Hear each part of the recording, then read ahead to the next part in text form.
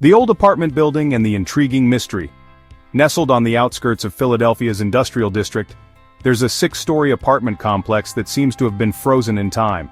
The pale green paint on the exterior has long faded, now peeling to reveal patches of rusted metal and weather-beaten wood beneath. A single iron fire escape snakes down the side of the building, clinging to its bricks like a desperate afterthought. Unlike the city's downtown high-rises or well-kept suburbs, this aging residence has garnered a grim reputation, cheap rent for those with nowhere else to turn, and an eerie silence filled with untold secrets. The building lies shrouded in the shadows of abandoned factory warehouses, which years ago hummed with the productivity of America's manufacturing boom. Now, the neighborhood has grown desolate, its streets dominated by overgrown weeds bursting out of cracked concrete. The occasional train whistle or the muffled laugh of night shift workers at a nearby gas station is often the only sound you'll hear at the midnight hour. For the occupants of the old building, the rusty chain-link fences and graffiti-stained walls are simply part of everyday life, blending seamlessly into the fabric of their struggling community. Inside, the building tells a different story. Wooden floors groan under the slightest footstep, and the scent of damp mildew lingers in every poorly lit hallway. Flickering fluorescent lights buzz overhead, casting a cold, unwelcoming glow on the water-stained ceilings. Apartments are the definition of bare bones, with paper-thin walls that barely separate one family's daily struggles from another's late-night arguments. For most tenants, luxury is out of the question. Many residents stick to their routines, avoiding eye contact, keeping their heads down, and pretending not to notice when their surroundings betray signs of decay. Each resident carries their own tale of desperation. Among the inhabitants are undocumented immigrants trying to build a better life, single parents juggling two jobs just to make ends meet, and elderly veterans surviving on dwindling pensions. Though culturally diverse, the residents share one unifying trait: an unspoken pact of isolation. Few conversations extend beyond a passing greeting or nodded acknowledgement in the stairwell, and almost no one lingers in the matted courtyard out back. If the building resembles anything, it's a crossroads where people on society's fringe collide briefly before retreating into their private struggles. Yet, despite the air of abandonment and neglect, the building is alive with whispered rumors. Broken heating systems, intermittent electricity, and slow repairs on leaks are expected, but beneath these everyday annoyances lies something much darker. Longtime tenants mutter about unsettling happenings: a missing handyman whose tools were found abandoned in the basement, unexplained scratch marks on the walls of certain units, and an unshakable feeling that someone or something is always watching. The maintenance man, a soft-spoken Army veteran named Hank, refuses to fix the building's drainage system anymore. He insists it's not worth the trouble, muttering cryptic phrases like, "You don't want to see what's down there."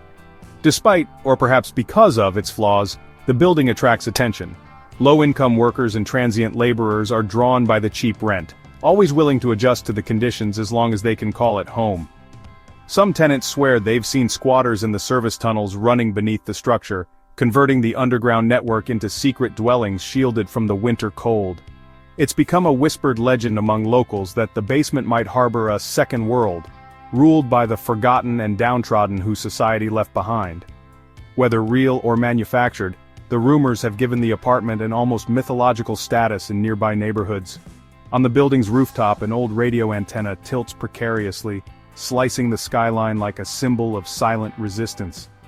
Some say the owner, a recluse known only as Mr. Carter, hasn't stepped foot in the building since the early 1990s, managing everything remotely through second-hand contractors and faceless emails. Others believe that the previous owner, his father, died in the building under mysterious circumstances. Paperwork filed through the city lists discrepancies in land ownership over the years, but nobody has taken the time to dig into the archives. For residents, Mr. Carter is as much of a ghost as the spirits some claim linger throughout their hallways. All it took was one seemingly minor complaint, a clogged drain in one of the bathrooms, to peel back the very surface of the building's secrets. It wasn't until the water in the pipes began flowing strangely, thick and red as rust, with an odor that made experienced janitors retch, that anything seemed truly concerning.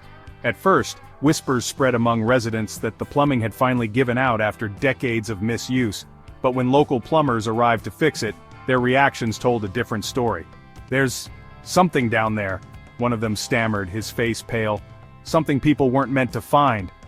The apartment building, once a symbol of cheap desperation dating back to the Great Depression, suddenly transformed, no longer just a simple shelter, it became the center of a chilling mystery, one that would soon push both the tenants and the city's fringe infrastructure into an investigation no one was prepared to face. The horrifying discovery in the drainage system. When the residents of the crumbling apartment first noticed the slow-draining water in the building, it felt like just another inconvenience added to the long list of grievances they'd grown accustomed to. What was one more problem in a place with perpetual flickering lights, inconsistent heating, and walls so thin that whispers could pass through them like wind? From the second-floor sinks to the showers on the fourth, water would gurgle lazily, refusing to flow down completely. Most tenants shrugged it off, muttering about the aging pipes and promising themselves they'd file a maintenance request tomorrow. Tomorrow stretched into weeks, but then, the problem worsened. The water backing up through the apartment drains began to carry with it an unbearable stench, something metallic, something putrid. Mrs. Ramirez, a widowed retiree living on the third floor, was the first to complain about it to Hank, the building's long-serving maintenance man. "It smells like something died in the pipes," she exclaimed one morning after finding reddish-brown sludge bubbling up from her kitchen sink. Hank, stoic as always, promised he'd look into it, though his furrowed brow betrayed his unease. By Friday evening, the complaints had grown louder and more frequent. Every tenant had a similar story, water spewing back out of their faucets, bathtubs filling on their own with brackish liquid, and an odor so foul it could make even hardened stomachs churn. Someone claimed they saw what looked like small shreds of meat tangled in the sludge, but in a building where rumors traveled faster than facts, few took the claim seriously. Hank, for all his old-school, no-nonsense demeanor, finally acknowledged the issue deserved a plumber's attention. Over the weekend, he brought in Richie Gilmore, a local plumber with decades of experience working on the neglected infrastructure of Philly's faded neighborhoods. Armed with his trusty wrench and drain auger, Richie set to work first thing Monday morning, thinking it would be a routine job. It wasn't. The basement utility room, where the main drainage system for the entire building converged, was a nightmare to navigate. Dank, dimly lit, and sweltering with an inexplicable heat that seemed to defy Philadelphia's fall weather. Richie grumbled as he set up his equipment, cursing under his breath about how buildings like this were held together by duct tape and prayers. But within minutes of snaking his tool into the clogged pipes, his expression changed from frustration to deep alarm. "This doesn't feel right," he muttered, yanking the auger back up and inspecting its spiral tip. Clinging to it was a viscous reddish glob, dotted with dark fibers that looked almost like human hair. Richie turned pale but kept working, pushing the auger deeper into the clogged pipe. The resistance he felt wasn't typical of grease or debris. It was strange, fleshy. By now the odor had thickened in the room, hanging heavily in the air and stinging Richie's nose. Bit by bit, Richie pulled chunk after chunk of the blockage from the drain, each piece more grotesque than the last.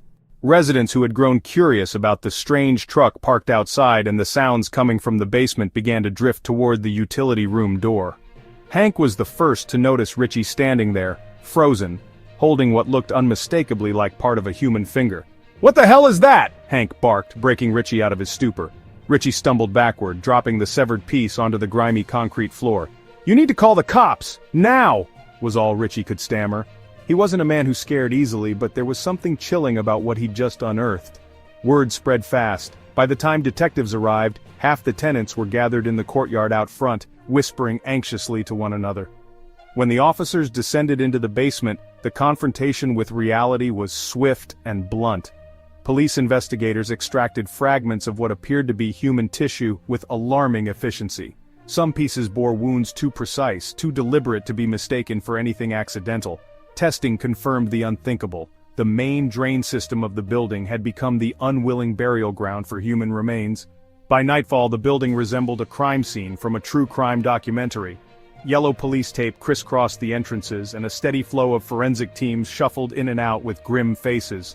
Residents were ordered to evacuate temporarily, many finding themselves displaced to nearby motels with nothing but their hastily packed essentials. Mrs. Ramirez clutched her rosary tightly as she passed reporters stationed outside the gate. "It's the devil's work," she whispered, her voice shaking. Authorities couldn't immediately confirm the source of the remains, or how long they'd been clogging the pipes, but whispers among the tenants began to point fingers. Who was responsible? How could something so heinous happen in their home without anyone noticing? Some blamed the absentee landlord, Mr. Carter, who hadn't stepped foot in the building for decades. Others cast suspicion toward their strange and reclusive neighbors, Samantha, the artist who painted dark surreal portraits, or Old Mitch, who mumbled to himself and never made eye contact. But the truth was far darker than any theory the residents could formulate. Somewhere within the quiet, crumbling walls of the building was someone capable of a monstrous act, someone who had chosen to dispose of their crime in a way that seeped into every crevice of every tenant's life, literally. For those who lived there, the discovery was more than a grotesque crime. It was a violation of their fragile sense of safety. The building, already a refuge for the hopeless and discarded, had now become the nexus of a ghastly horror that no one, not even Richie the plumber, would soon forget. As Hank helped to lock the doors that night, his words from earlier hung eerily in the air. "You don't want to see what's down there." Investigating the scene, the suspicious second-floor apartment. The morning after the gruesome discovery in the drainage system, the building was crawling with law enforcement. Detective Laura McAllister, a seasoned investigator from the Philadelphia Police Department, arrived on scene with her partner, Detective Jack Monroe. Laura had seen her fair share of crime scenes, but even she couldn't shake the unease as they stepped into the creaky old apartment building. The scent of decay hung in the air, mingling with the building's usual odor of mold and stale cigarettes. They would have to tread carefully, both figuratively and literally. The place was falling apart, and the truth could easily be buried in its crumbling walls. "This place gives me the creeps," Jack muttered under his breath, glancing at the dimly lit hallway and the peeling wallpaper. Laura shot him a look but didn't disagree. "Focus," she replied. "We need answers, and we're starting on the second floor." The second floor had quickly become the focal point of the investigation. Based on the plumbing layout and the direction of the clogs, forensic teams had pinpointed the source of the blockage to one of the apartments on this level. As officers knocked on doors and interviewed increasingly nervous tenants, the detectives systematically worked their way through the units, searching for any sign of foul play. Most residents came off as harmless, disheveled and exhausted, yes, but harmless. However, when they reached apartment 2C, everything changed. The door to 2C was different from the others. It looked new, the paint still glossy and unblemished, a stark contrast to the weathered, battered doors surrounding it. Laura thought it was an odd detail, but she kept it to herself for the moment. Knocking firmly, she called out, "Philadelphia Police, is anyone home?" No response. She and Jack exchanged a glance. "We'll need a warrant if no one answers," Jack said. Laura nodded but knocked again, louder this time. They were about to move on when the door creaked open, revealing a young woman with hollow eyes and messy black hair. She clutched the doorframe like it was the only thing holding her up, her face pale and gaunt. "Can I help you?" she asked, her voice barely audible. "We're with the police," Laura explained, flashing her badge. "Mind if we ask you a few questions?"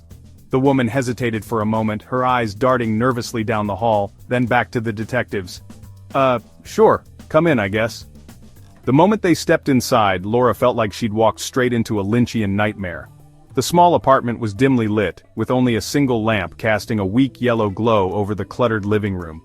Empty takeout containers covered the coffee table, alongside a half-burned candle and a scattering of cigarette butts. A strange scent permeated the air, something metallic, sharp, and nauseatingly sweet. Laura's eyes flicked around the room, catching sight of odd details. A pile of dirty clothes crumpled near the door, a notebook lying face down on the couch, and a thin trail of dark spots leading from the kitchenette to the bathroom. "You live here alone?" she asked, keeping her tone light, almost conversational. The woman nodded quickly, too quickly. "Yeah, just me." "And your name?" "Rachel. Rachel Winter." Jack wandered toward the kitchenette, hands on his hips. "Notice anything unusual lately, Rachel? Strange smells? Suspicious activity?" Rachel froze, her knuckles whitening as she gripped the edge of a rickety chair. No, nothing unusual," she said, her voice cracking slightly on the last word. Laura didn't miss the lie. She followed Rachel's gaze, which had darted involuntarily toward the bathroom door, cracked open just slightly. "Mind if we look around?" Laura asked, already taking a step forward. Rachel opened her mouth to protest but caught herself and instead simply nodded. The bathroom was cramped, with cracked tiles and a murky mirror above the sink. It looked like it hadn't been cleaned in weeks. Empty soap bottles lay discarded on the floor. and the tub was streaked with grime. But what truly caught Laura's attention was the drain. She crouched down beside the tub, her sharp gaze locking onto the faint reddish-brown smear around the edges. "Jack!" she called, tilting her head toward the drain. Jack knelt beside her, his face tightening as he reached into his pocket for a swab. "I don't think that's rust," he murmured. Meanwhile, Laura's attention was drawn to the bathtub's drain cover. Something small was wedged between the metal slats, barely visible but unmistakable when she leaned closer. A torn strand of what appeared to be fabric, dark and soaked in an oily residue. "Bag this," she said, her voice steady, though her mind was racing. Back outside the bathroom, Rachel was pacing nervously, shifting her weight from foot to foot. "Look, is this really necessary? I told you I don't know anything, I'm just trying to live my life." "Relax, Rachel," Laura interrupted, her tone firm but not unkind. "We're just doing our job. What's that smell, by the way?" Rachel seemed to shrink into herself. She glanced toward the kitchenette where Jack had started poking around. I think it's the fridge. Something went bad, I guess." Jack opened the fridge cautiously, only to recoil slightly as the stench hit him full force. Inside were several Tupperware containers, their contents hidden beneath layers of foggy plastic lids. One of them had tipped over, leaking a viscous red liquid onto the shelf below. "What the hell is this?" Jack muttered, pulling out the container. Rachel's face went stark white. It's old stew," she stammered. "I've been meaning to throw it out." Jack wasn't convinced, and neither was Laura. The consistency of the liquid didn't look like soup. It was too thick, too dark. It almost looked human. "We're going to need to take this in for testing," Jack said, carefully sealing the container in a plastic evidence bag. Rachel opened her mouth as if to protest but quickly clamped it shut, her eyes darting wildly around the room. And then, as Jack and Laura prepared to leave, Rachel blurted out, "It's not what you think, I don't know how that got there." Laura turned slowly, her gaze steady but piercing. "What exactly do you think we're thinking, Rachel?" Rachel faltered, her entire body trembling now, but she said nothing more. The detectives exited the apartment with their evidence in tow, but Laura couldn't shake the feeling that Rachel knew far more than she was letting on. Once outside, Jack let out a long breath. "That woman's hiding something," he said, shaking his head. "Yeah," Laura replied, staring back at the apartment door, "and whatever it is, it's just the beginning." The perpetrator, a young single mother. The revelation shocked everyone, from the tenants to the detectives themselves. The person they had been searching for, the one behind the horrifying remains clogging the building's drainage, was not an intimidating criminal, not a shadowy figure with a lengthy rap sheet. It was Sarah Mitchell, a 27-year-old single mother who had been living quietly in apartment 2C for the past year. Sarah was well known among the other residents in the complex. Most people described her as polite, if quiet, often seen hurrying up the stairs with her young daughter tucked under one arm and a half-empty grocery bag in the other. She kept to herself, rarely engaging in conversations beyond a quick hello, and had a habit of pulling her hoodie up whenever she walked past anyone. To many, she was just another tenant struggling to make ends meet, in a building full of people doing exactly the same. Nothing about her stood out, until now. When detectives knocked on her door again, this time with a warrant, Sarah didn't resist. She didn't scream or cry. Instead, she merely stepped aside, her posture slouched as if weighed down by something invisible. Her daughter, a skinny 6-year-old with big brown eyes, peeked out from behind the couch, clutching a stuffed rabbit missing an ear. "Mama?" she whispered, her voice trembling. "Stay there, sweetie," Sarah said softly, her tone calm but flat, devoid of emotion. That calmness unnerved Detective Laura McAllister. In her years on the job, Laura had seen killers who wept, screamed, or tried to run, but Sarah just sat silently at the kitchen table, her hands folded in front of her as if she were waiting for a teacher to call on her. "Sarah Mitchell, we're placing you under arrest," Laura said, breaking the silence. "You're being charged with—" "You don't have to explain," Sarah interrupted, her voice barely above a whisper. She looked up, her pale blue eyes meeting Laura's for the first time. There was something haunting about her gaze, not the defiance of someone who thought she could escape judgment, but the resigned acceptance of someone who knew this day was coming. "It's over, I know." Who was Sarah Mitchell? Before the murder investigation thrust her into the spotlight, Sarah Mitchell had lived a life of constant hardship, the kind of life that churned out people who disappeared into the background of society. Born and raised in a small factory town in Ohio, she was the oldest of 3 children in a family that was barely scraping by. Her father worked double shifts at the local mill, and her mother pieced together jobs cleaning offices just to keep food on the table. Despite their best efforts, eviction notices were a regular occurrence, and Sarah grew up moving from one shabby apartment to another. By the time Sarah was 17, her parents' marriage had crumbled under the weight of financial stress. Her father packed up and left without saying goodbye, and her mother turned to alcohol to cope. Sarah, feeling the responsibility of caring for her two younger siblings, dropped out of high school to take on full-time work as a waitress. She was fiercely protective of her siblings, often skipping meals herself to make sure they were fed, but life didn't get any easier for her. At 20, she met Kevin, the man who would later father her daughter Emily. Kevin was charming and full of promises of stability, of a family, of love. For a time, Sarah believed him, but after Emily was born, Kevin revealed his true colors. The charming smile turned into sneers, and the promises of love turned into nights of screaming and broken dishes. When he left, Sarah wasn't surprised, just defeated. As a single mother, Sarah worked tirelessly, juggling multiple low-paying jobs to make ends meet.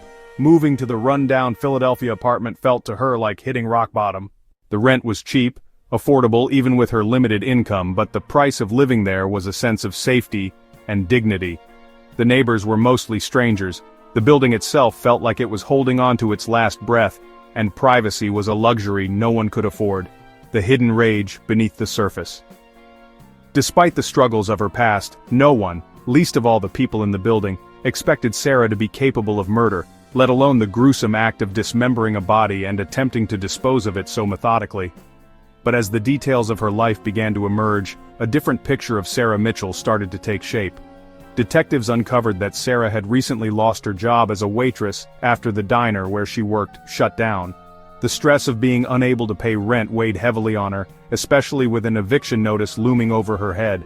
She had tried to find work, cleaning hotels, working as a cashier, even picking up shifts as a night janitor. But Philadelphia wasn't kind to someone with no degree and a gap in employment history. Around the same time, Sarah started receiving threatening letters and phone calls from a man named Greg Wilson. According to her neighbors, Greg had been visiting Sarah frequently before mysteriously vanishing several weeks prior to the police investigation. A background check revealed Greg was Sarah's former landlord from 2 years prior, a man with a prior conviction for assault. Witnesses claimed they had seen Greg drunkenly banging on Sarah's door late at night, demanding money he claimed she still owed him. It didn't take long for detectives to piece together that Greg Wilson was the owner of the remains discovered in the building's drainage system. I had no choice. As Sarah sat in the interrogation room, Laura McAllister placed the first photo of Greg Wilson's dismembered remains onto the table. Sarah flinched, her lips trembling for the first time since her arrest. "Tell us what happened," Laura said softly but firmly. Sarah took a deep breath, her hands clenching into fists as tears welled in her eyes. "He wouldn't leave me alone. He said he'd take Emily. Said he'd hurt her if I didn't pay him. I tried to get rid of him. I tried to tell him to go, but he pushed his way in." Her voice cracked and she looked away. "He wouldn't stop." The room fell silent as Sarah recounted the night of the killing. Greg had forced his way into her apartment late at night, reeking of whiskey and slurring threats. Emily was asleep in the next room as he screamed at Sarah, demanding money she didn't have. When she begged him to leave, he lunged at her, pinning her against the wall, his hand around her throat. I thought he was going to kill me," Sarah whispered, "but then I saw the knife on the counter." By the time Greg fell to the floor, blood pooling around him, Sarah was in shock. "I panicked," she admitted. "I didn't know what to do." The next part of her confession left even the seasoned detectives stunned. Over the course of 2 nights, Sarah dismembered Greg's body using an old butcher knife and a hacksaw she found in Hank's maintenance closet downstairs. Her intent was to dispose of the body discreetly, but the building's antiquated plumbing sealed her fate. The thin line between victim and villain. In the eyes of the media, Sarah became a paradox, a struggling single mother and a cold-blooded killer. Her mugshot, pale-faced and hollow-eyed, was splashed across every news channel, with pundits eagerly debating whether she was a victim of her circumstances or a monster hiding in plain sight. Yet for Sarah, it didn't matter.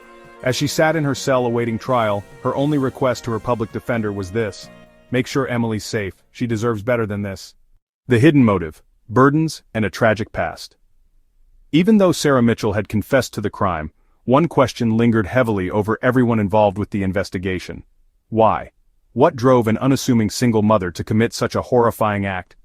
The answer wasn't simple, It lay buried in years of hardship, abuse, and the relentless weight of her past. A past that revealed Sarah was not just a criminal, but also a victim of a system that had failed her time and time again. A childhood plagued by chaos. Sarah Mitchell's story began in a small steel town in Ohio, a place that had once thrived, but now stood as a hollowed-out shell of America's industrial glory days. Her family was one of countless casualties of the factory closures that had wiped out jobs and suffocated small towns like theirs. Her father, a hard-drinking man working double shifts at the steel mill, did what he could to keep the household running. But as his income dried up and bills piled higher, frustration turned to fury. Sarah grew up in constant chaos. Her father's temper was legendary in their dilapidated neighborhood, and her mother, worn to the bone from years of emotionally enduring his abuse, withdrew completely. The screams that echoed through the thin walls of their home became as routine as the sunrise. Sarah took care of her younger siblings, shielding them from her father's wrath by throwing herself in front of his drunken rants. "She's fierce, that one," her neighbors used to whisper, but Sarah wasn't fearless, she was terrified. At 15, Sarah's world came crashing down. The factory officially shut its doors, and with no steady income to anchor them, her father spiraled into a pit of alcoholism. One night after losing his last shred of control, he packed his bags and left for good, leaving only a hastily scrawled note on the kitchen counter that read, "You're on your own." The effects were immediate and brutal. Her mother, who had already been teetering on the edge, turned to vodka to soften the sharp edges of her pain. Sarah became the primary caregiver by default, dropping out of high school to work nights as a waitress at a local diner. It wasn't a choice, it was survival. Manipulation disguised as love. At the age of 20, Sarah's life took another turn when she met Kevin Martinez, a charismatic cook at the diner where she worked. Kevin was everything Sarah had never had: attention, charm, and the air of someone who could offer her protection. He would bring her flowers after shifts and promise her an escape from her dead-end life. "Just you and me, baby, we'll make it work," he'd say, and for a while Sarah believed him. But Kevin, like every other man in Sarah's life, came with his own set of demons. After their daughter Emily was born, Kevin descended into a cycle of jealousy, financial irresponsibility, and eventually violence.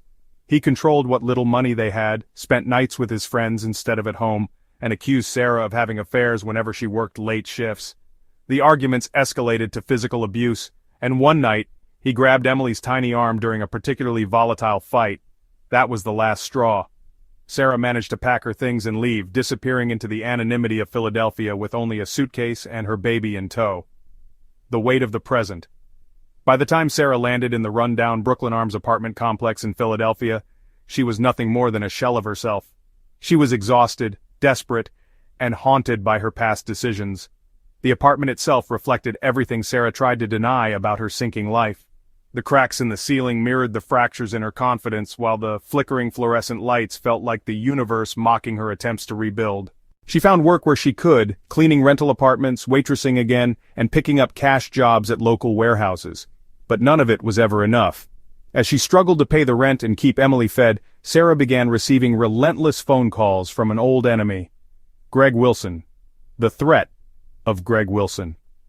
Greg Wilson wasn't a stranger to control and intimidation. He was Sarah's landlord back in Ohio, where she'd fled after leaving Kevin. Greg had initially been helpful, letting her and Emily stay in his rental property despite their inconsistent income, but his generosity had a price. Over time, Greg started showing up unannounced under the guise of checking on the property. He'd sit too close to Sarah on her couch, block the doorway when she asked him to leave, and eventually began making comments about how she should pay him back, in other ways, when she struggled with rent. Terrified but unable to leave immediately, Sarah endured months of his harassment before scraping together enough to move to Philadelphia. She thought she was finally free of him, until the calls started again. "Did you think you could just leave, Sarah?" His voice was sharp, dripping with menace. "You owe me, doesn't matter where you run." The threats escalated. He spoke about debts, demanded imaginary payments, and most chilling of all, began mentioning Emily by name. "It would be a shame if something happened to that girl of yours," he said one day, sending Sarah into a panic attack that left her trembling in the corner of her apartment. The night everything changed. When Greg Wilson eventually showed up at the Brooklyn Arms, Sarah's ability to hold everything together snapped. He banged on her door late at night, reeking of whiskey and fury, demanding money she didn't have. When she begged him to leave, he forced his way in. The argument turned violent. Emily, asleep in the bedroom, was Sarah's only thought as Greg pinned her against the wall, his hand tightening around her throat. In that moment, years of anger, fear, and helplessness boiled to the surface. Her eyes caught the glint of the kitchen knife lying on the counter, just within reach. Without thinking, Sarah grabbed it and swung. The first stab sent Greg stumbling back, shocked more than hurt. The second time, she aimed for his chest. When he finally collapsed, gasping his final breath, Sarah stood over him, trembling and covered in blood. A motive born of desperation. What followed was pure survival instinct. Sarah didn't want to go to jail. It wasn't about her. It was about Emily. Who will look after her? She thought as she stared at the lifeless body in her living room. Over the next 2 days, Sarah made the decision to dismember the body, hoping to hide the evidence in a way only a desperate person could justify. She never thought about being caught. She only thought about making the nightmare disappear. The fragile line between an explanation and an excuse. When Detective Laura McAllister pieced together Sarah's story from her confession, interviews, and evidence, she found herself struggling with conflicting emotions. "You broke the law in the worst way," Laura told Sarah during the final interrogation. "But I get why you did it." Sarah nodded, her expression hollow. "I loved my daughter. I wasn't going to let anyone hurt her. I'd do it again if I had to." Sarah's actions left an indelible mark, not just on the Brooklyn Arms but on everyone who heard about her case. To some, she was nothing but a monster, a cold-blooded killer who took a life and desecrated it. To others, she was a tragic figure, caught in the oppressive grind of poverty, abuse, and seemingly impossible choices. The truth? It was somewhere in between. The victim. A wealthy businessman with dirty secrets. At first glance, the victim, Christopher Davis, seemed like a man who had everything. A self-made millionaire with a sprawling real estate portfolio, prestigious awards from local business organizations, and a persona carefully curated to scream success. To the public, he embodied the American dream, and his name carried weight in the upper echelons of Philadelphia's business circles. With his designer suits, perfectly combed silver hair, and a smile that could charm a room full of skeptics, Christopher had mastered the art of appearing larger than life. But appearances, as the investigators would soon find out, can deceive. Who was Christopher Davis? Born into a modest middle-class family in Baltimore, Maryland, Christopher's rise to success wasn't immediate. His father worked as an auto mechanic while his mother stayed home, managing the household with military precision. From an early age, Christopher was ambitious, always finding ways to stand out in school, even if it meant stepping on a few toes in the process. According to former classmates, he had a knack for hustling, flipping baseball cards for a profit in grade school, and later charging classmates to use stolen test answers in high school. Christopher wasn't so much a dreamer as he was a strategist, always calculating his next move. He graduated with honors from a local university, majoring in finance, and moved to Philadelphia to chase big opportunities. Within a decade, Christopher had established himself as one of the most successful real estate moguls in the city, buying up distressed properties in working-class neighborhoods, flipping them for vast profits, and securing lucrative government grants for low-income housing renovations. On paper, he was a hero, revitalizing Philly's crumbling urban core. But behind the press releases and the media hype, there was a darker side to his empire. The predator beneath the suit. As Detective Laura McAllister dug into Christopher's past, the cracks in his polished persona began to show. Dozens of previous tenants, low-level employees, and contractors came forward to paint a very different picture of the businessman. "He was manipulative," said one woman who had worked as a receptionist for his real estate office. "Charming, sure, but it was always about control. He had a way of smiling at you while making you feel less than." The truth about Christopher Davis was that his wealth wasn't just built on savvy investments, it was built on intimidation, exploitation, and a keen ability to find and prey on the vulnerable. He was known to purchase crumbling buildings in already impoverished neighborhoods, evict tenants under the guise of renovations, and then flip the properties at grossly inflated prices. While legal battles followed him at every step, Christopher always emerged unscathed. Bribing city inspectors, exploiting legal loopholes, and leaning on his network of high-powered attorneys ensured that no accusation could touch him. But it wasn't just financial greed that defined Christopher's legacy. Investigators uncovered a trail of disturbing allegations from women who had interacted with him throughout his career. Several had accused him of sexual harassment, claiming Christopher used his position of power to coerce and silence them. One former tenant came forward with harrowing accounts of his intimidation tactics. He'd show up unannounced late at night, she admitted, pretending to discuss Lee's concerns, but it always felt off, like he wanted something more. These accusations, as serious as they were, never made it to court. Each time Christopher's legal team would swoop in, offering settlements that came with airtight non-disclosure agreements. It was a pattern, one hidden behind lavish charity gala appearances and headlines lauding him as a champion of urban renewal. The connection to Sarah, how Christopher Davis crossed paths with Sarah Mitchell and ended up dead, was the puzzle detectives needed to piece together. On the surface, their lives couldn't have been more different. Christopher, a man of privilege and power, and Sarah, a single mother barely scraping by. But delve deeper, and the connection became chillingly clear. What the investigators discovered was a relationship that started with manipulation and quickly spiraled into something toxic. Christopher had met Sarah months earlier, shortly after she moved into the Brooklyn Arms apartment building, one of the many properties under his company's ownership. Sarah was desperate at the time, trying to recover from job loss and fend off an eviction notice.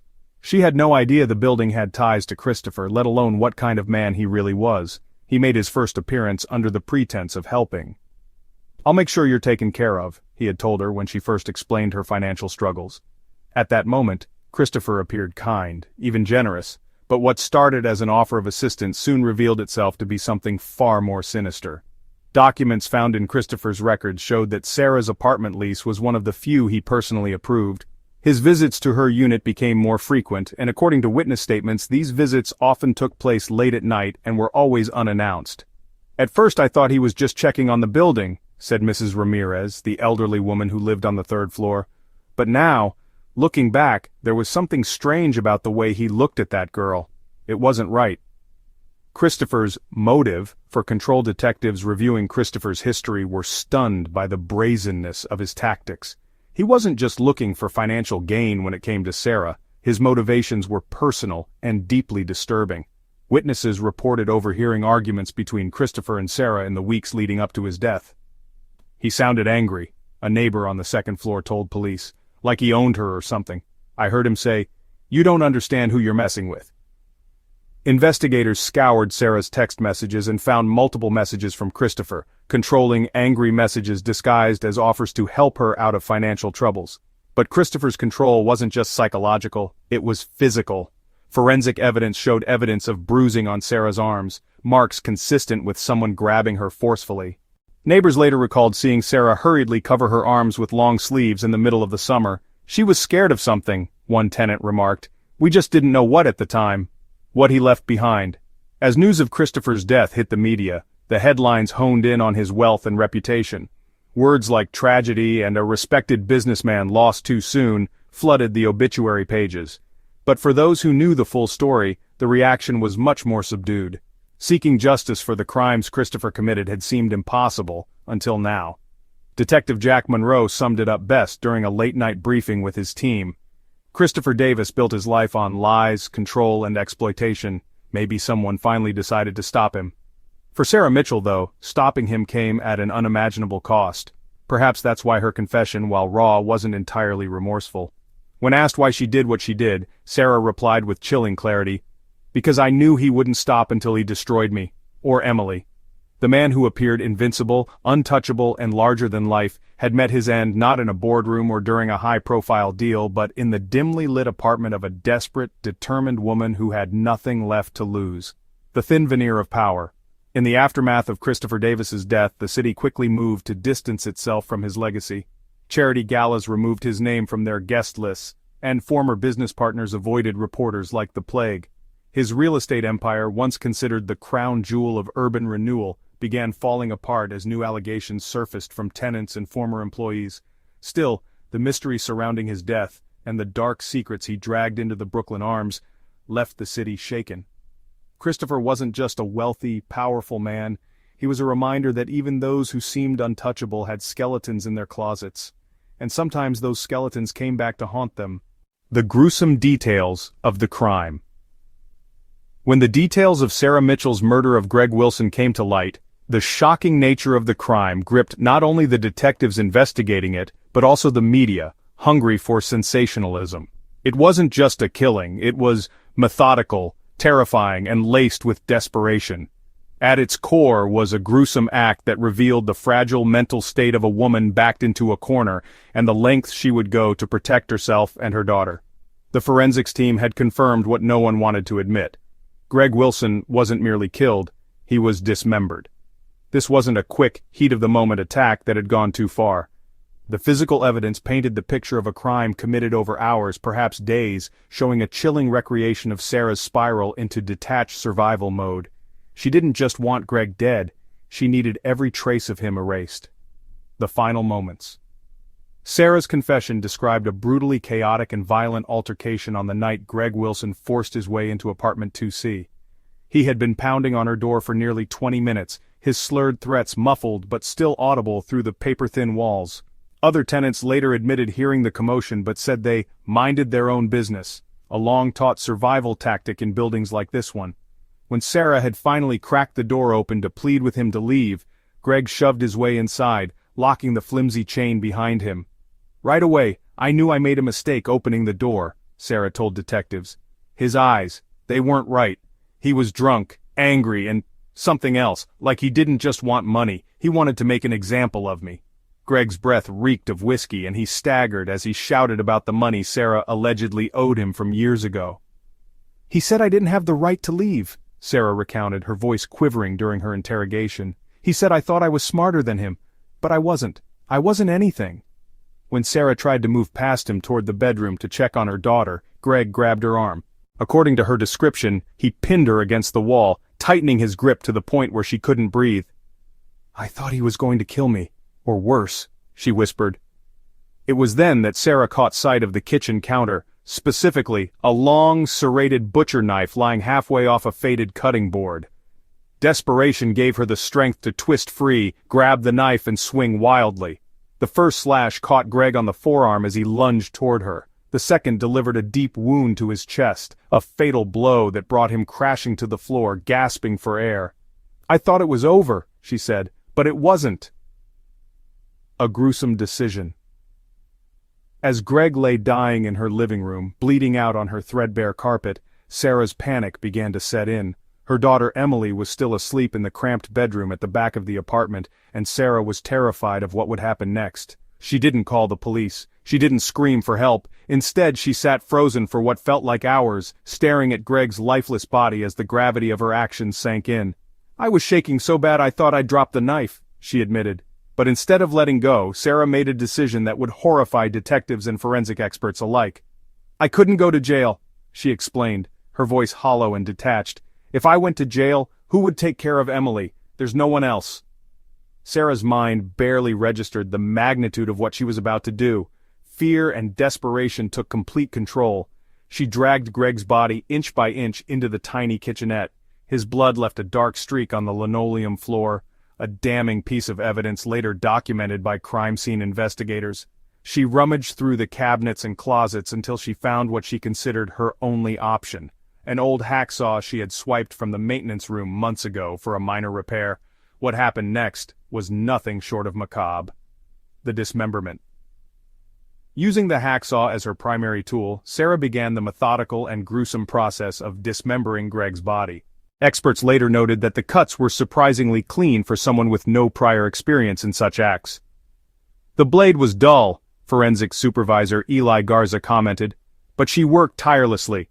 The precision of the cuts suggests she didn't rush. This wasn't a frenzied act, it was planned, deliberate." Sarah confessed that it took hours. She worked through the night, pausing only to check on Emily, who thankfully remained asleep throughout the ordeal. When questioned, Sarah claimed she didn't feel like herself while committing the crime. "It wasn't me doing it," she said during the interrogation. "It was like I turned my brain off. I had to do it, I didn't have a choice." Forensic analysts later found evidence that Sarah had attempted to clean the blood between sessions. Bleach stains marred the carpet, and streaks of hastily scrubbed blood were visible on the countertops. But the sheer amount of gore proved impossible to erase. It seeped into the cracks in the linoleum and stained the floorboards underneath, a grim testament to what had occurred. The attempted disposal. When the dismemberment was complete, Sarah faced another impossible decision: what to do with the remains. She couldn't simply leave Gregory Wilson's body in the apartment, nor did she have the means to transport it away. In a moment of what she called blind panic, Sarah devised what she thought was a plausible solution. Piece by piece, she began attempting to flush the evidence. Bodies don't just disappear, Detective McAllister later remarked, but Sarah thought she could make it happen. Her logic was completely skewed by fear. Using the apartment's antiquated plumbing system, Sarah began disposing of Greg's remains. She loaded smaller pieces into garbage bags and emptied the contents into the bathtub and toilet, flushing repeatedly in an attempt to make them disappear. Larger pieces were forced down the drain after she cut them into manageable parts, clogging the pipes almost immediately. Meanwhile, the water pressure within the building began to fluctuate, causing backups and strange odors throughout the complex, a warning sign Sarah ignored in her panicked state. She thought the system could handle it, one investigator said, but it wasn't just desperation, it was complete ignorance of reality. The scene forensics would never forget, when the plumbers arrived days later and extracted the blocks from the drainage system, they were understandably horrified. Hair, skin, and tissue fragments were stuck to the auger's tips, and the stench was unlike anything ever encountered in the building's drainage history. What she left behind in those pipes wasn't just evidence, it was a story, Garza commented. A story you wouldn't believe if it wasn't so thoroughly documented. Police collected the remains and identified them as human within hours. DNA tests confirmed they belonged to Greg Wilson. Investigators later found traces of him throughout Sarah's apartment as well, hidden in drains, soaked into the carpet, and smeared along the interior of the bathtub. It was as if the crime itself had seeped into every part of the apartment, leaving a permanent stain. A crime that refused to be silenced. The gruesome details of the case captured national attention. Media outlets dubbed it the drainpipe dismemberment, sensationalizing Sarah's actions, and portraying her alternately as a monster and a desperate survivor. Neighbors who once shrugged off the sounds of shouting and pounding on her door suddenly expressed shock at the idea they had lived just feet away from such horror. "It's like something out of a movie," one tenant said in an interview. Another shook his head saying, "I don't know what's scarier, that she did it or that she thought she could get away with it." For the detectives, reporters, and lawyers involved, the crime wasn't just horrifying, it was unforgettable. The details of Sarah's desperation explained her actions, but they didn't erase the brutality of what she had done. The blood, the saw, the clogged pipes, these were images that would haunt even the most seasoned investigators. Signs of suspicion. In retrospect, there had always been signs pointing to something dark simmering beneath the surface in apartment 2C. It wasn't as if Sarah Mitchell had drawn attention to herself intentionally. If anything, she tried to blend into the battered wallpaper of the Brooklyn Arms apartments. But for the tenants, and even the detectives piecing the story together, small and unsettling details about Sarah's behavior began fitting into a larger, chilling puzzle. A change in routine. One of the first things neighbors noted in their interviews with police was Sarah's abrupt change in behavior just weeks before Greg Wilson's disappearance. Known among the tenants as quiet and unassuming, Sarah's typical routine revolved around working double shifts at low-paying jobs and looking after her 6-year-old daughter, Emily. But there was a distinct shift in her demeanor right before the crime occurred. "She used to walk Emily to school every morning," recalled Mrs. Ramirez, who lived just across the hall from Sarah. "You'd see her rushing down the hallway, holding her little girl's hand, always looking exhausted but determined. But then, she just stopped coming outside that much. It was like she didn't want anyone to notice her." In those final weeks, Sarah began avoiding even the simplest forms of neighborly interaction. Where she'd once nodded a brief greeting in passing, she now ducked her head, her hoodie pulled tight over her face. Even Emily, her precocious and bubbly daughter who filled the dull apartment halls with her chatter, stopped playing in the courtyard out back. Something, though no one could quite articulate what, felt off. "I didn't want to push her," another tenant said. "She looked like someone who was at the end of her rope." The smell that couldn't be ignored. If there was one thing the Brooklyn Arms residents could agree on, it was the smell. It came out of nowhere, an odor so foul that people began avoiding the shared hallways altogether. "It hit you like a brick wall," said Mr. Chan, who lived 2 doors down from Sarah. "It was this nasty mix of rotting meat and chemicals. At first I thought someone had left food to spoil, but after a few days, no, it was worse than that. Much worse." The smell radiated from the plumbing, creeping its way into sinks, leaking out of shower drains and curling up through the cracks in the floor. Hank, the building's aging maintenance man, angrily brushed off early complaints, assuming it was just another problem caused by the building's ancient sewage system. It wasn't until one tenant, a young mother from the 4th floor, threw up in her bathtub after trying to take a shower, that Hank begrudgingly called a plumber. Late night sounds yet, even the stench wasn't the only sign something was amiss. Several tenants also reported hearing strange, unexplainable sounds coming from Sarah's apartment during the late hours of the night. Occasional banging could be heard through the thin walls, a loud, metallic clanking that set the building's old infrastructure quivering. Then there was something else, muffled crying. It wasn't the pitiful whimpers of a sad child or an argument. It was something deeper, something wounded and raw. "It was about 11 at night," explained a tenant across the hall. "I was coming back after my shift at the diner and I swore I heard her talking to herself. Or maybe crying. I don't know. The walls here don't lie, though. I figured, we all go through rough patches. Plenty of folks here don't have perfect lives." Another neighbor on the floor below claimed to hear what sounded like dragging, slow and deliberate. "I don't want to assume anything, but Sarah wasn't moving furniture, that's for sure," the neighbor added. "I know what dragging a heavy rug across wood sounds like. It gives you chills just thinking about it now." The mysterious plumber detectives later found one especially crucial account that stood out among the interviews. Hank had initially called in Richard "Richie" Gilmore, a local plumber with decades of experience fixing some of the most decrepit buildings in Philadelphia. Richie's arrival at the Brooklyn Arms seemed relatively routine at first, but his reaction once he got to Sarah's utility lines told a different story. "He came into my shop after the first day at that place," a co-worker of Richie's later said. "Real shaken up, told me the pipes were clogged with something he'd never seen before, kept saying the smell was not normal. He couldn't look me in the eye when I asked about it." Richie had tried to address the blockage aggressively, snaking the pipes from the basement up towards Sarah's second-floor unit. It was then he realized the clog wasn't caused by stray debris or grease.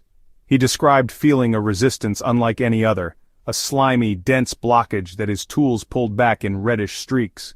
When he told Hank they were going to need a full overhaul of the pipes, Hank just waved him off and handed him a coffee can, Richie's co-worker said. "I'm telling you, Richie didn't want to go back inside that building the second day. He knew something was wrong." Hiding in plain sight. As Sarah's desperation grew, the cracks in her facade became more apparent. Detectives uncovered video footage from the building's security system showing her making hurried trips out of her apartment in the middle of the night. Sometimes she carried black garbage bags. Other times she shoved what appeared to be bundled towels into recycling bins near the back of the building. To anyone watching it might have seemed normal, but, to detectives, the footage spoke volumes. "She thought no one would notice if she played it cool," Detective Jack Monroe remarked. "But by the time you're sneaking bags out at 3 a.m., you've already started losing control." Neighbors, particularly those who had lived in low-income housing their entire lives, had become adept at minding their own business, a survival skill honed by years of watching bad situations unfold around them. This mentality allowed Sarah to operate in relative secrecy for weeks. No one asked about the sudden, potent smell. No one knocked on her door when her trash bag seemed heavier than usual. And no one worked up the courage to question the exhaustion etched into her face whenever they passed her in the hallway. Her hands were shaking. One of the most unsettling recollections came from an encounter Sarah had days before the body was discovered. Mrs. Ramirez, looking to repay Sarah for helping her carry groceries a month prior, knocked on her door with a warm plate of empanadas. "She was standing there holding the door open just a crack," Mrs. Ramirez said. "It was the first time I'd really gotten a close look at her in weeks. Her hands were shaking. Not just a little, I mean trembling like a leaf on a windy day. And her eyes, she was staring past me, not at me. I offered her the plate and she said thank you, but then she just shut the door." Investigators would later find that this encounter occurred less than 3 days before Sarah was arrested. Pieces of a dark puzzle. To the casual observer, Sarah Mitchell had simply been a struggling young mother trying to survive. No one suspected the horror hiding behind the door of apartment 2C, and perhaps that's exactly what made her crime so unsettling. The signs had been scattered across the building, the strange noises, the haunting smell, the heavy bags, the late-night activity, but in a place as fractured as Brooklyn Arms, no one thought to put them together until it was too late. In the end, the signs of Sarah's unraveling were plain for all to see. But for those living in the crumbling shadow of society, survival often means ignoring what doesn't directly involve you. And so, the warning signs that might have stopped the crime early were instead left to simmer, unnoticed, as Sarah slid further and further into desperation. "Looking back, we should have seen it," one tenant later said. "But if you've lived here long enough, you learn. People hide what they can't fix, and nobody's life in this building is clean." The trial and verdict. The courtroom was packed. Reporters with notepads and cameras lined the back wall, legal analysts whispered predictions to one another, and members of the public filed in, eager to witness what had become one of Philadelphia's most sensationalized criminal cases. Sarah Mitchell, the single mother whose crime had shocked the entire nation, sat at the defense table, her shoulders hunched and her hands clasped tightly together. She was clad in a simple beige sweater, looking far removed from the calculated image of a cold-blooded killer the media had painted her to be. She didn't meet anyone's gaze, not the judges, not the juries, not her own lawyers. Her eyes stayed fixed on the table in front of her as though she were willing herself to disappear. This wasn't just a trial about murder. For Sarah and her defense team, it was a desperate attempt to redefine her story, not as a premeditated killing, but as the tragic crescendo of years of abuse, fear, and survival. For the prosecution, it was about proving that her actions went far beyond self-defense. It was about delivering justice for Greg Wilson, the man whose dismembered remains had clogged the drainage system of the Brooklyn Arms apartments. Opening arguments, two clashing narratives. The prosecutor, Assistant District Attorney Andrea Franklin, opened the trial with an authoritative, steely tone that demanded the jury's attention. It was both a skillful and visceral display. "Ladies and gentlemen of the jury," she began, pacing slowly in front of them as if sizing up each individual, "this is not a murder that occurred in the heat of the moment. This is not a case of someone fighting for their life in desperation. This is premeditation. This is deliberate. The evidence will show that Sarah Mitchell didn't just kill Greg Wilson. She mutilated his body, methodically dismembered it, and attempted to conceal her crime in a way so horrific, so calculated, that it shocked even seasoned investigators. This was not about survival. This was murder." Franklin emphasized the brutality of Sarah's actions, drawing the jury's attention to forensic evidence, the hacksaw found in Sarah's possession, the chemical residue left behind in her hasty attempts to clean the scene, and most disturbingly, the remains that had to be pieced together from the building's plumbing system. The prosecution had one goal: to erase the narrative of victimhood and make Sarah Mitchell the villain. When it was his turn to speak, the defense attorney David Walters approached the jury in a quieter, more deliberate manner. He chose not to refute the brutality of the crime. Doing so, he knew, would only undermine his credibility. Instead, Walters painted a picture of a woman who had been pushed to her psychological limits, fighting for her daughter's safety in a world that had already dealt her the worst hand imaginable. "Yes, Sarah Mitchell killed Greg Wilson," Walters began, pausing as murmurs swept through the gallery. "But what you must understand, what we will prove beyond a shadow of a doubt, is that she did so out of pure survival. Greg Wilson was not a victim. He was an abuser, a predator, and a man who made it his mission to torment Sarah Mitchell and her child. When he forced his way into her home that night, she had no choice. For Sarah, this was the end of a long, horrifying nightmare." Walters leaned into themes of systemic failure, arguing that Sarah was abandoned long before the crime ever occurred.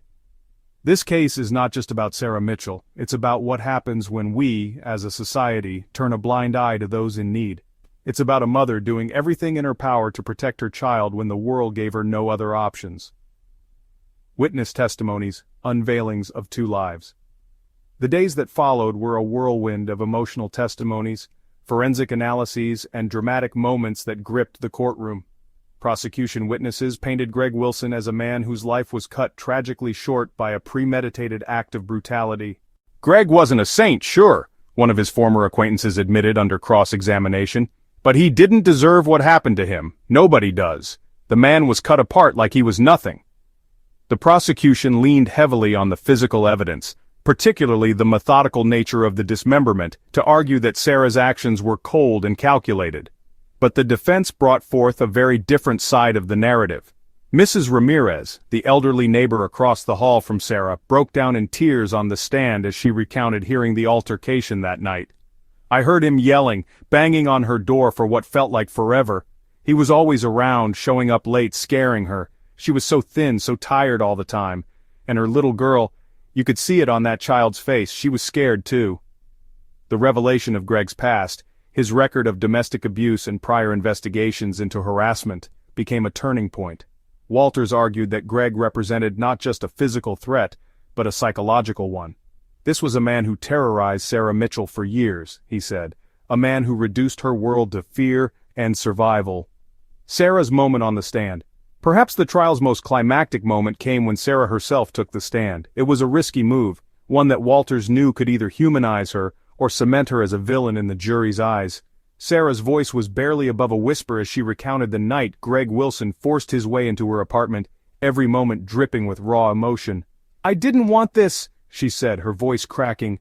"I begged him to leave. I told him I didn't have the money, but he wasn't going to leave until he got what he wanted. He grabbed me. He told me I'd regret it, and I panicked. All I could think about was Emily in the other room. How could I let him hurt her? How could I let it happen again?" Tears streamed down her face as she looked directly at the jury. "I know what I did was wrong, I do, but it wasn't about me. It was about my daughter. I had to protect her." The cross-examination was brutal. Franklin hammered Sarah with questions about why she hadn't called the police, why she had resorted to dismemberment, why she had tried to conceal the crime. "You didn't panic. You planned this," Franklin accused. "You turned a man's body into garbage because you thought you'd get away with it." Sarah broke under the pressure. "I wasn't thinking about getting away with it," she shouted. "I wasn't thinking about anything except keeping my daughter safe." The courtroom fell silent. The verdict and sentencing deliberations took 3 days. The jury wrestled with the contradictions of Sarah's story, her undeniable victimhood versus the undeniable horror of her actions. In the end, they found Sarah Mitchell guilty of second-degree murder, rejecting the prosecution's push for first-degree charges on the grounds of premeditation, but acknowledging the severity and brutality of her crime. The sentencing was swift, life imprisonment with the possibility of parole after 25 years. For Sarah, it was devastating yet merciful. She wouldn't likely see her daughter grow up, but she wouldn't face execution, as some feared. A nation divided. The trial left the public deeply divided. To some, Sarah was a villain, a woman who had crossed the line no matter how sympathetic her circumstances were. To others, she was the epitome of a broken woman in a broken system, pushed to an unspeakable act in an environment that gave her no way out. The media dissected every angle with headlines like "Mother or Monster" and "The Tragedy of Sarah Mitchell." For Sarah, however, none of it mattered. As she was led out of the courtroom, she kept her eyes on one person, Emily, sitting in the gallery with her new foster parents. "I love you," Sarah mouthed through her tears. Emily nodded, clutching her stuffed rabbit tightly, and whispered back, "I love you too, Mama." It was a bittersweet moment, full of loss, yet faintly touched by hope. Lessons from the tragedy. The story of Sarah Mitchell is not merely one of crime. It is a haunting reflection of systemic failures, societal blind spots, and the unimaginable toll of desperation. At its core, this tragedy holds a mirror up to our collective conscience, forcing us to ask difficult questions. How could such a situation have festered? How could someone like Sarah, someone whose life was marked by abuse, poverty, and isolation, fall through every crack in a system designed to protect the vulnerable? This case wasn't just about Sarah Mitchell and Greg Wilson. It wasn't even just about the Brooklyn Arms apartment complex. It was about so much more. Communities under strain, a justice system that struggles to distinguish between survival and crime, and the overlooked humanity of people society deems invisible. The overlooked warning signs. One of the starkest lessons in Sarah's story is how often warning signs go unnoticed, or perhaps worse, how often they are ignored. In the rundown halls of Brooklyn Arms, Sarah's unraveling was plain for everyone to see. Neighbors heard Greg pounding on her door, spewing threats that no one stopped to question. Others noticed the bloodless fear in her eyes and her withdrawn demeanor in those final weeks, but chalked it up to life in the building. It wasn't just the tenants, though. The Brooklyn Arms itself served as a silent witness to Sarah's despair.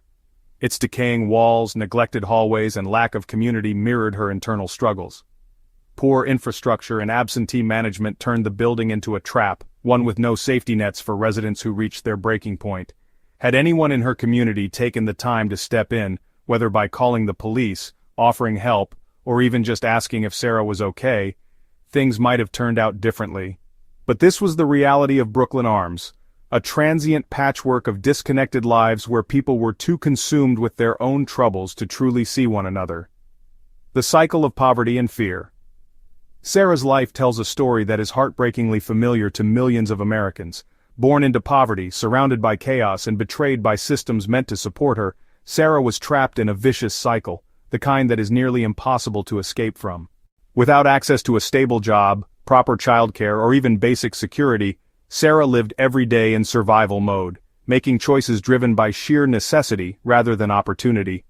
Her descent was hastened by Greg Wilson, a man who used her economic vulnerability as leverage to assert power and control. Greg's threats to harm her daughter were the final straw in a long history of Sarah being treated as disposable by the people and institutions around her. The lesson here is clear. Poverty and abuse often go hand in hand, creating a suffocating environment where desperation breeds unimaginable decisions. How many other Sarahs are there across America, living in the shadows, doing everything they can to protect their loved ones in a world that seems rigged against them? Failures in the social safety net.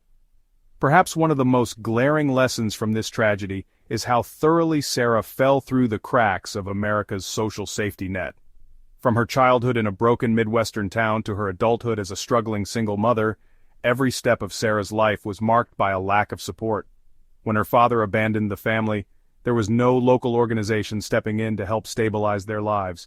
When her mother descended into alcoholism, Child Protection Services never arrived. When Kevin Martinez, Emily's father, became abusive, Sarah had no safe housing or shelter to escape to. Even after relocating to Philadelphia, Sarah didn't have access to affordable childcare or reliable mental health resources to deal with the trauma of her past. If Sarah had access to resources, a counselor to unpack her trauma, a community to help her find stability, or even just a robust tenant protections program to shield her from Greg's harassment, this story could have ended so differently. But for women like Sarah, help often seems like a luxury that exists only for others. Domestic abuse, the hidden epidemic. The case also sheds light on the pervasive and often unseen epidemic of domestic abuse. Greg Wilson wasn't Sarah's first abuser. He was the latest in a long chain of people who saw her as vulnerable and took advantage of it. From her volatile childhood to her toxic relationship with Kevin, Sarah lived most of her life in survival mode, conditioned to expect violence as a constant. Domestic violence isn't always about bruises or broken bones, it's about control, it's about fear. Greg's threats to harm her daughter Emily weren't empty. They were calculated weapons designed to break Sarah emotionally and psychologically. His behavior fits into a larger, disturbing trend of abusers using children as pawns of control, leveraging a parent's love against them. What's most troubling about this case is how invisible Greg's manipulation remained until it was too late. Sarah never reported him, perhaps because she didn't believe it would make a difference, or because, like so many survivors, she feared retaliation. This silence highlights a critical shortcoming in how society understands and confronts abuse: the fragility of hope. Even in the midst of this grim story, there is a tragic lesson to be learned about hope, how fragile it can be, and how quickly it can evaporate under the weight of despair. Sarah's story reminds us that survival becomes the priority when hope is stripped away. She didn't have the luxury of imagining a brighter future for herself or Emily. She was consumed by the fear of losing what little she had left. Her hope was stolen piece by piece, by the abusive men in her life, by the broken system that failed to protect her, and by the crushing poverty that left no room for second chances. By the time Greg forced his way into her apartment that night, Sarah wasn't thinking about her freedom, her future, or even herself. She was thinking about her daughter waking up to find her mother gone, or worse, a call for change. Sarah's story serves as a wake-up call for the systemic reforms that are long overdue in society. Among the most vital changes needed, greater funding for shelters, counseling services, and legal aid for those escaping abusive relationships. Complexes like the Brooklyn Arms often become incubators for crime and desperation, with neglectful landlords providing no sense of security for their tenants.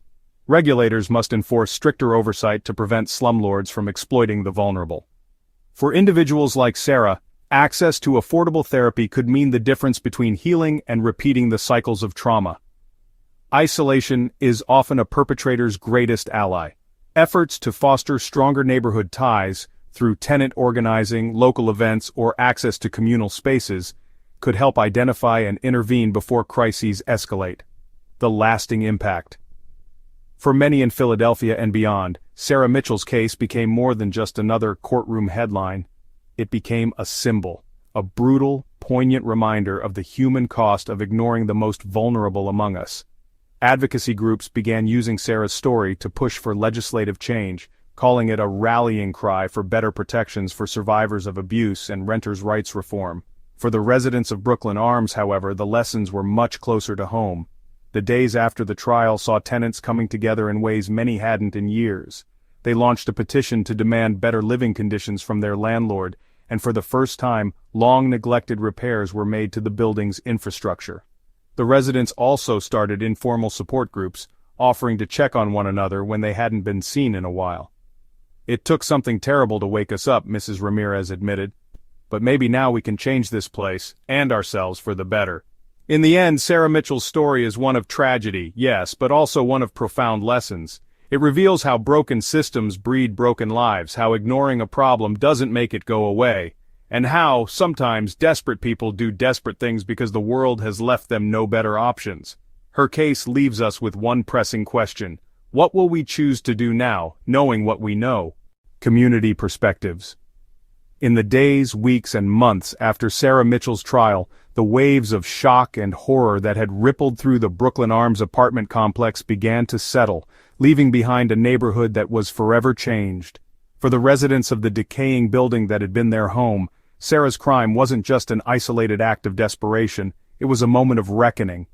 The tragedy forced people to confront not only the horrific realities of what had taken place within their own four walls, but also the broader struggles they collectively faced as members of a forgotten corner of the city. For the first time in years, Brooklyn Arms was thrust into the public spotlight. And while reporters and politicians tried to reduce Sarah's story into neatly packaged narratives of a monstrous killer or a tragic victim, those who lived alongside her had a much more complicated, nuanced view. To them, this wasn't just a headline, it was their lived reality, a place held together by secrets. The Brooklyn Arms, a six-story relic of the 1950s, had long stood as a bastion for the city's struggling and overlooked. The dilapidated building, with its peeling paint and flickering hallway lights, had been home to immigrants, single parents, veterans, and those simply trying to survive. Each resident carried their own story of hardship, and over time a kind of unspoken pact developed among those who lived there. Keep to yourself, don't ask questions, and survive the best you can. Mrs. Ramirez, a retired widow who had lived in Brooklyn Arms for nearly 2 decades, reflected on how the building's culture of silence contributed to the tragedy. "We all heard him pounding on her door," she said, referring to Greg Wilson's late-night visits. "We all heard her crying some nights. But you don't want to get involved. Not here. Getting involved can bring trouble.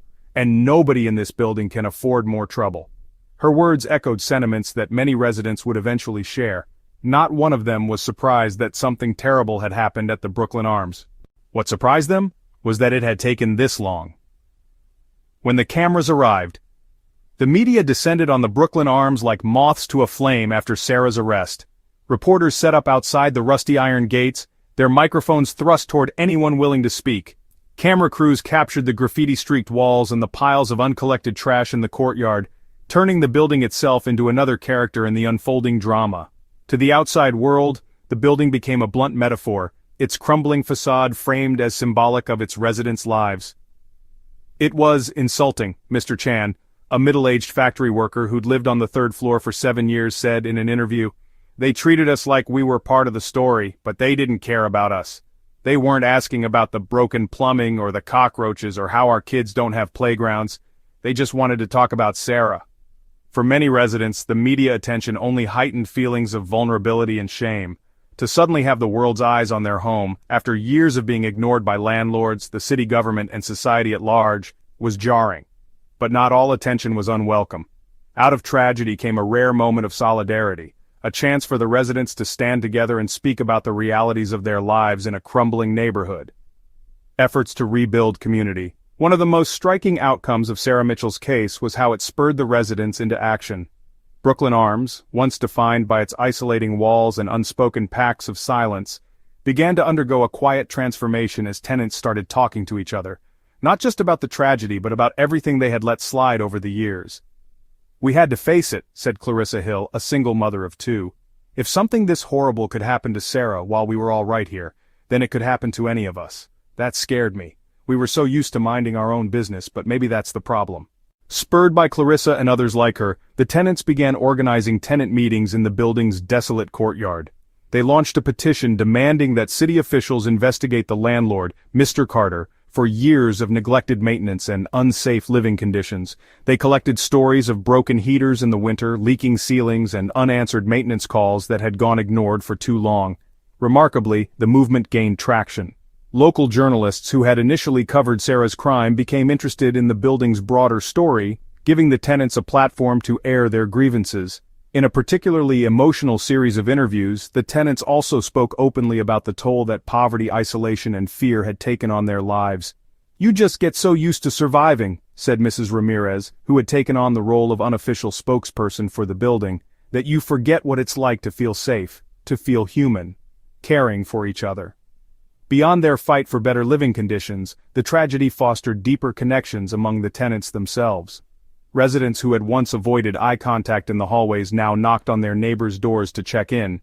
They organized informal support groups to help each other navigate their struggles, sharing food, childcare duties, and even advice on dealing with unemployment or abusive relationships. Perhaps most importantly, they began paying closer attention to the women and children in their building. Inspired by Sarah's story, they realized how many among them had endured similar feelings of helplessness, trapped in cycles of abuse, poverty, or both. Together, the tenants began setting up workshops in the building's courtyard to educate one another about resources for domestic violence victims, free legal aid, and mental health services in the city. For Clarissa, seeing these efforts firsthand gave her a new perspective on what was possible as a community. "It's like, we were all just surviving separately," she said, "but now, we're trying to survive together. We're trying to make something better for ourselves, for our kids, confronting the past, moving toward the future." The impact of Sarah's crime didn't stop at Brooklyn Arms. City officials, haunted by the spotlight cast on the decrepit building, vowed to investigate the conditions in similar housing complexes throughout Philadelphia. Advocacy groups began rallying for stricter landlord accountability laws and expanded resources for tenants living in low-income housing. For people across the city who had spent their lives stuck in places just like Brooklyn Arms, Sarah's story became a chilling reminder of what could happen in communities left to decay. But for those who lived in Brooklyn Arms, the lessons felt more immediate. They couldn't undo the past. They couldn't bring Greg Wilson back, or change the series of events that had led to Sarah's life crumbling under the weight of fear and desperation. What they could do was try to create something better than the silence that had defined them for so long. Mrs. Ramirez, standing near the building's rickety old fire escape during one of the first post-trial community meetings, summed it up best. "Maybe we can't fix everything, maybe the system will always fail people like us, but at least now we know we can look out for each other. Maybe that's where change starts, with just one building, one community." Awakening through tragedy. The Brooklyn Arms apartments, with their peeling paint and whispering halls, had always been a place where tragedies unfolded behind closed doors. But Sarah Mitchell's story forced open those doors, exposing raw truths about community, survival, and resilience. For the first time, the residents of the building began to demand the dignity they deserved, not just from their landlord or the city government, but from one another. In the shadow of despair, Brooklyn Arms found something it had been missing for decades, a sense of hope that transformation, however small, was possible. An ending haunted by shadows. Even long after justice was served and the case had faded from national headlines, the shadow of Sarah Mitchell's tragic story continued to loom over the Brooklyn Arms apartment building and its community. For those who had lived alongside Sarah, her crime didn't feel like a finite conclusion to a sensational tragedy. It was an unraveling, a bitter reminder that the cracks in their lives ran much deeper than they had ever dared to acknowledge. The building itself bore the scars of what transpired, its hallways dense with the silent whispers of the past, each corner steeped in the memory of a crime that even time would struggle to erase. This wasn't a story with closure. It wasn't a tale that ended cleanly or neatly. The echoes of that fateful night still lingered in both the dilapidated walls of the building and the hearts of the people who called it home. The aftermath of Brooklyn Arms, the Brooklyn Arms apartments already teetering on the edge of neglect, seemed even more desolate in the months following Sarah's trial. Residents who had once simply ignored their neighbors now avoided the building entirely whenever possible. Even those who stayed began treading softly, their usual routines altered as if the building itself had become hostile, a haunted place where something dark had seeped into the grout between the tiles, into the cracks in the plaster, into the very air. "It doesn't feel like home anymore," said Clarissa Hill, who lived 2 floors below Sarah's old unit. "Not like it ever really did, I guess. But now, every time I wake up to the sound of pipes banging, I think about him. I think about her. I can't walk past the 2nd floor without holding my breath." The faint smell of bleach still clung to the building's pipes, despite the landlord's feeble attempts to bring in contractors for repairs. Hank, the maintenance man, who had refused to investigate the source of the clog before things exploded, became even more reclusive, often spotted muttering to himself as he carried his toolbox through the halls. Some tenants claimed he knew more about what had happened than he let on. Others just viewed him as yet another casualty of the tragedy, broken by the weight of a horrifying discovery. The apartment where the crime had occurred, Unit 2C, remained vacant. The paint on its door was scuffed from police entering and exiting during the investigation, and the landlord, Mr. Carter, made no attempt to conceal the damage. Prospective renters would occasionally take tours of the building, only to walk into the stairwell and immediately feel the oppressive heaviness of the place. The ghost of Apartment 2C Unit 2C became an urban legend in the neighborhood. Children dared one another to knock on its door late at night, their giggles masking the very real unease that blanketed the 2nd-floor hallway. Neighbors told hushed tales about hearing strange noises coming from the empty room, the sound of muffled crying at odd hours, the faint creak of footsteps pacing back and forth. "Sometimes you feel it," said Mrs. Ramirez, whose apartment directly faced 2C, "like someone's watching you from behind the peephole, like you're not alone when you walk past. Maybe it's just my imagination, but it doesn't feel like it." Even as time moved forward, the story of Sarah Mitchell and Greg Wilson was never far from anyone's mind. It was less of a memory and more of a stain, one that lingered stubbornly no matter how many efforts were made to scrub it away. Emily's absence, the lingering void. For some residents, the absence of 6-year-old Emily Mitchell was the hardest part.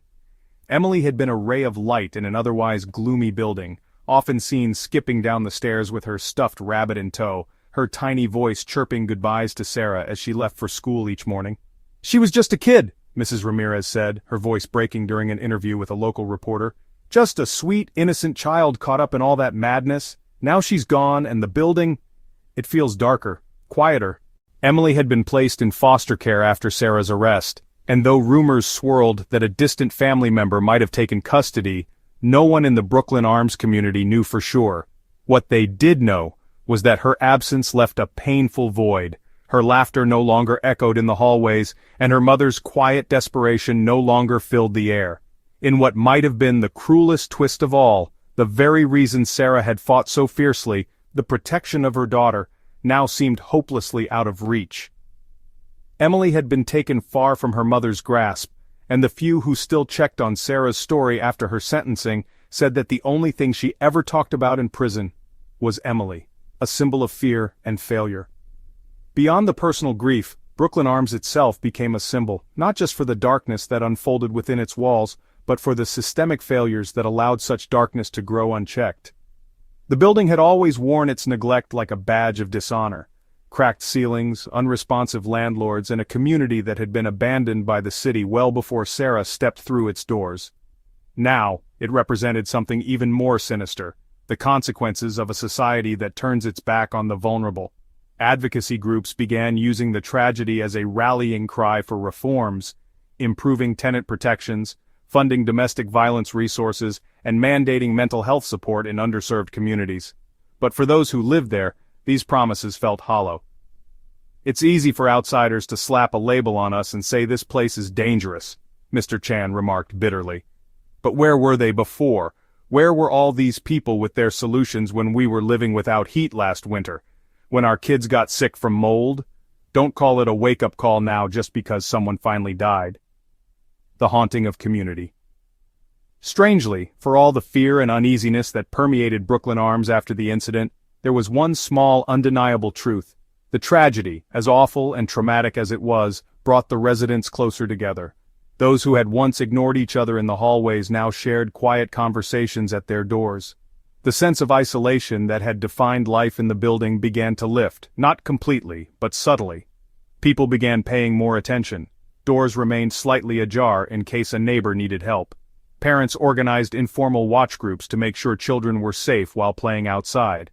And some of the older residents, like Mrs. Ramirez, took it upon themselves to check in on anyone who seemed like they might be struggling. "It's not enough," Clarissa admitted. "It'll never be enough to erase what happened. But maybe it's a start." The weight of memory. Despite these small steps forward, the weight of memory continued to press down on everyone who stayed behind. For the tenants of Brooklyn Arms, the building had always been a place for transients, people stuck between one bad chapter of their lives and the next. But now, it felt stuck in time, roped to the tragedy that unfolded within its walls.